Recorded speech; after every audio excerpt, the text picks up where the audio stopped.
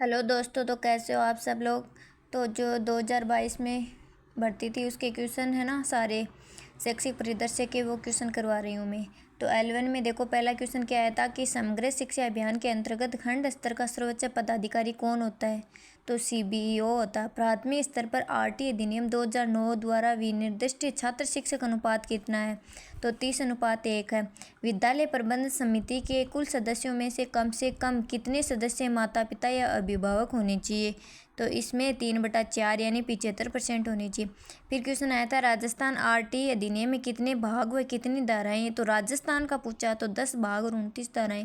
निःशुल्क और अनिवार्य शिक्षा अधिनियम 2009 आयु वर्ग के लिए है। तो कौन सा 6 से 14 वर्ग के लिए है।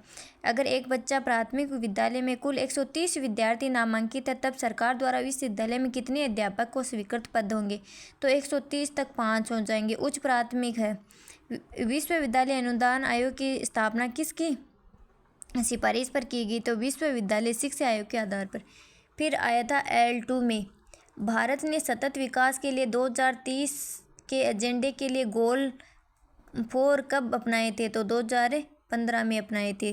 विद्यालय प्रबंध समिति को एक माह में कम से कम सभा आयोजन करनी चाहिए। तो एक माह में कम से कम एक बार करनी चाहिए विद्यालय प्रबंध समिति ने। RT अधिनियम 2009 की कौन सी धारा में ये उल्लेख है कि प्रत्येक राज्य अपनी अपनी RT नियमावली बनाएगा। तो ये धारा 38 है। विद्यालय के शाला प्रबंधन का विद्यालय प्रबंध समिति में क्या पदनाम है। तो पदेन सदस्य सचिव। विश्व विद्यार्थी दिवस कब मनाया जाता है। तो 15 अक्टूबर को। बच्चों को अधिकार निःशुल्क और अनिवार्य शिक्षा अधिनियम 2009 किस दिन से लागू हुआ। तो 1 अप्रैल 2010 से। नई शिक्षा नीति 2020 के तहत स्कूली शिक्षा को कितने स्तर पर बांटा गया है। तो 4 स्तर पर। राजस्थान में RT नियम 2011 के अनुसार बालक को प्रारंभिक शिक्षा पूरी करने पर दिए जाने वाला प्रमाण पत्र का आधार क्या होता है। तो अंतिम योगात्मक मूल्यांकन होता है। फिर है कि राष्ट्रीय शिक्षा नीति 2020 में प्रस्तावित राष्ट्रीय मूल्यांकन केंद्र को क्या नाम दिया गया था। तो परख दिया गया था। अगर किसी विद्यालय की विद्यालय प्रबंध समिति में 12 सदस्य हैं, तो उसमें महिला सदस्यों की संख्या कितनी होनी चाहिए। तो 50% होनी चाहिए, यानी 6 होनी चाहिए। भारत में शिक्षा के अधिकार के लिए पहल किसने की थी। तो गोपाल कृष्ण गोखले ने की थी। नई शिक्षा नीति 2020 लागू करने वाला भारत का पहला राज्य कौन सा है। तो यह है कर्नाटक। शिक्षा का अधिकार अधिनियम का नाम राजस्थान में क्या है। तो राजस्थान में 2011 लगा देना। शिक्षा का अधिकार अधिनियम 2009 के अनुसार यदि कोई विद्यालय कंपटीशन शुल्क लेता है, तब उसके लिए दंड का प्रावधान कितना है। तो कंपटीशन शुल्क के 10 गुना अर्थदंड है। राष्ट्रीय साक्षरता मिशन की शुरुआत कब की गई थी। तो ये की गई थी 1988 में। फिर क्वेश्चन आया था कस्तूरबा गांधी बालिका विद्यालय कब प्रारंभ किया गया था। तो ये किया गया 2004 में। फिर पूछा यशपाल समिति के सदस्य कितने होते हैं। तो इसको क्वेश्चन डिलीट कर दिया। RT अधिनियम 2009 के अनुसार कौन सा कथन सही है। तो इसके अनुसार है स्कूल के कंपटीशन फीस लगेगी, गलत बात। स्कूल प्रेस के लिए स्क्रीनिंग प्रक्रिया का उपयोग, गलत बात। राजस्थान मदरसा बोर्ड का स्थापना कब कहाँ की गई। तो जयपुर में। RT ही के प्रावधानों के अनुसार राज्य के नोडल अकादमी प्राधिकारी कौन होता है। तो SCRT या SIRT होता। सामाजिक परिवर्तनों के संदर्भ में शैक्षिक प्रबंधन का महत्व क्या है। तो ये सभी कौशल के साथ मानव संसाधन, ये सभी।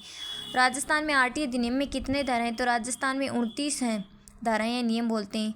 फिर ये है विद्यालय प्रबंध समिति की कम से कम हर महीने 3 माह बैठक होनी चाहिए। राजस्थान RT नियम 2011 में कितने भाग हैं, यानी 10 हैं।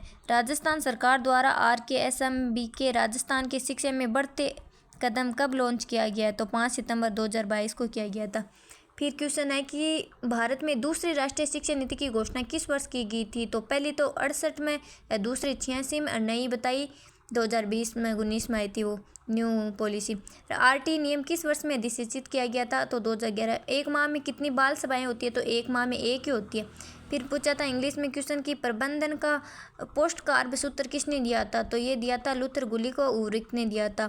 शिक्षा का अधिकार अधिनियम 2009 को किस अध्याय में विद्यालय में शिक्षकों की जिम्मेदारी का वर्णन। तो अध्याय नंबर 4। और राजस्थान में RT नियम 2011 के प्रावधानों के अनुसार विद्यालय विकास योजना में से कुछ सूचनाओं का होना आवश्यक नहीं है। तो बैंक खातों का अभिलेख होना आवश्यक नहीं है।